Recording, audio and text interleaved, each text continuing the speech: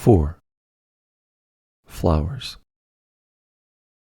Who can truly see this earth, this body, this world of human beings, as well as the realm of gods? Who is able to distill the wisdom of the Dhamma as skillfully as the designer of garlands selects choice flowers?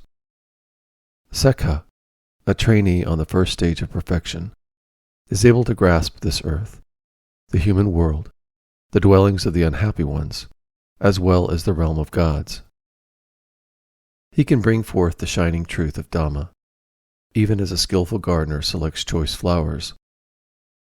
See this body, as fragile and transient as foam. Know that it is as insubstantial as foam, and thereby destroys the tempter's flowery arrows, and put yourself beyond death's grasp. Just as a raging flood sweeps away a sleeping village, so does death claim a man of distracted mind, as he continually seeks more and more of life's fleeting pleasures. Death drowns the unsatisfied man, whose restless mind clutches for greater and greater pleasures.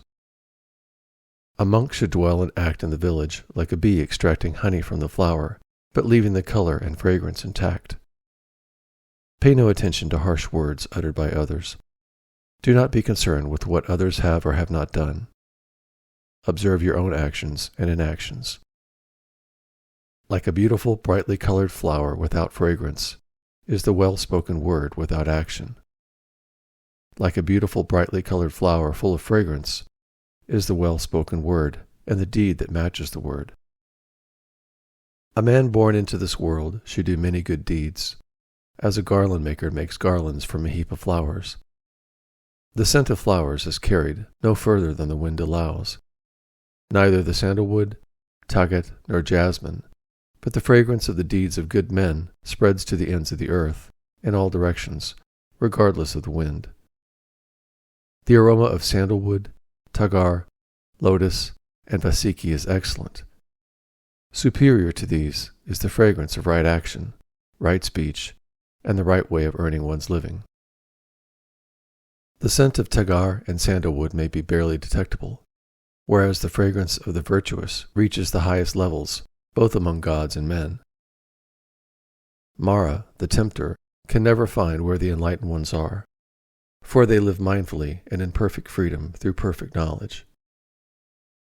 Just as a sweet-smelling lotus blooms beside the highway upon a heap of filth, so does the disciple of the perfect Buddha rise above those bound blindly to the limitations of the world.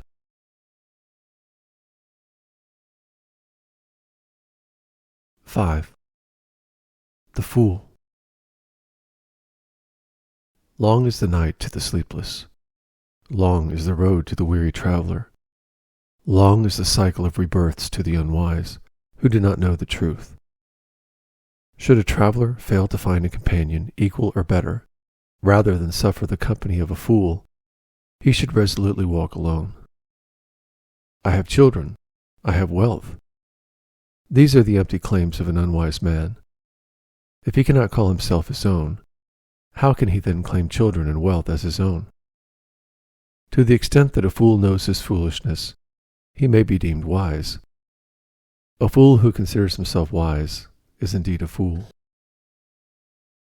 A fool may associate with a wise man throughout his life and remain untouched by his wisdom, even as a spoon cannot taste the flavor of soup. On the other hand, an aware man, in a moment's meeting, can learn from a wise man, even as the tongue tastes the flavor of soup. The unwise man, lacking understanding, behaves as if he were his own worst enemy, committing evil deeds that produce bitter fruit.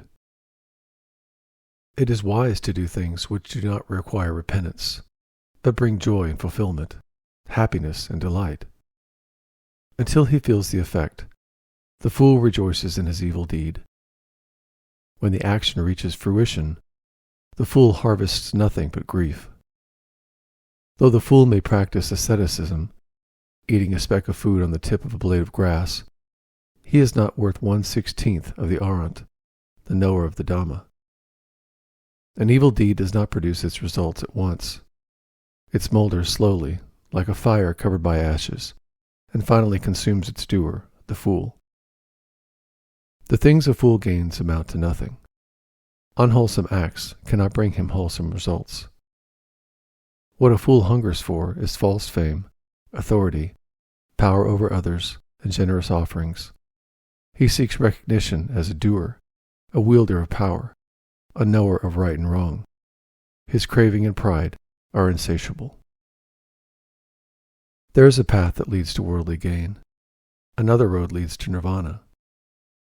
Let the seeker, the disciple of Buddha, embrace seclusion. Take the path to wisdom and enlightenment. 6. The wise. If someone sees an intelligent person who is skillfully able to point out shortcomings and give suitable reproof, let him cherish such a revealer of hidden treasures. Only good can come from such an association. Let the wise one guide, correct, and deter others from what is base and vile. He will be treasured by the good and spurned by the evil. Do not choose bad friends. Do not choose persons of low habits. Select good friends. Be discriminating. Choose the best. Whoever drinks deeply of Dhamma lives happily, with a peaceful mind.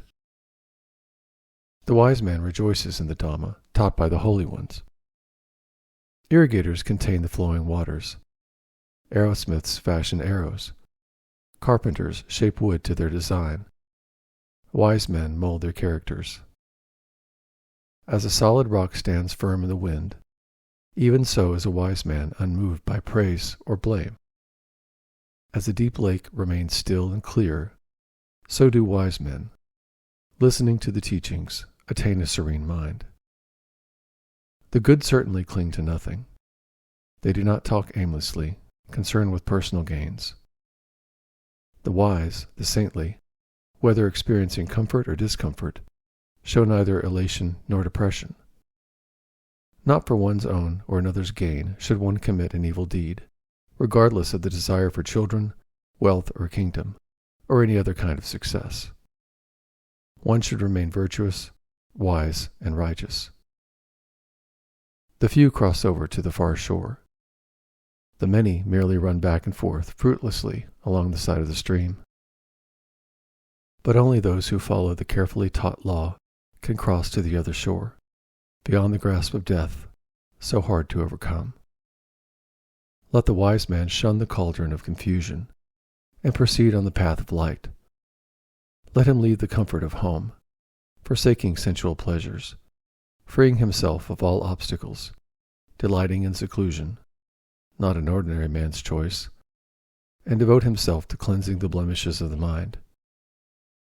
Those who have carefully cultivated their minds in tune with the elements of enlightenment, who, without grasping, delight in detachment, cleansed of all corruption and therefore shining brightly, send forth brilliant light.